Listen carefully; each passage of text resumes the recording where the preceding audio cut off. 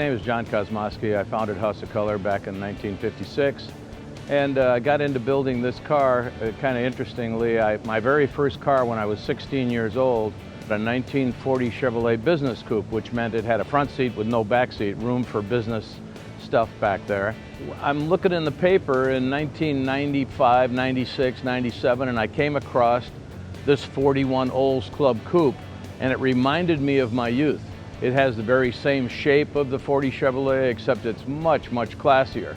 This is the last car built before World War II, and it's Art Deco. I mean, you look at all the chrome trim on it and everything about it, I just thought, I want this car. Long story short, I mean, here I am at SEMA. We built this thing in 10 months. My wife told me to put it together and sell it. Well, you know how that goes. I started putting it together and I was having fun with it, and it turned into what we've got here sitting next to us. So that's how the car came about. The color, I was looking for a ruby color, a really deep, rich ruby color.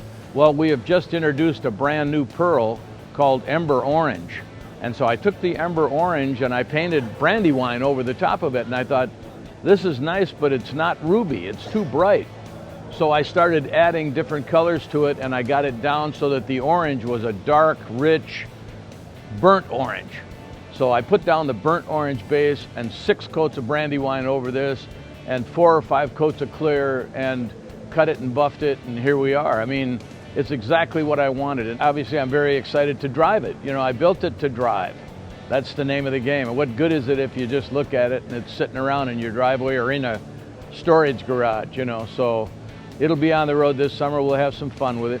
I started going to SEMA back in 1973 and prior to that, actually, when they were in Anaheim. But the thing is, they outgrew that very, very quickly, and so they've been here for many, many decades. I think since the mid-'80s, I've been here almost every single year.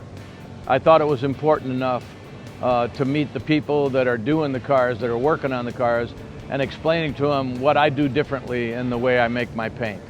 This is all done with the new system. This is my first complete large job that I've done with the Shimron 2.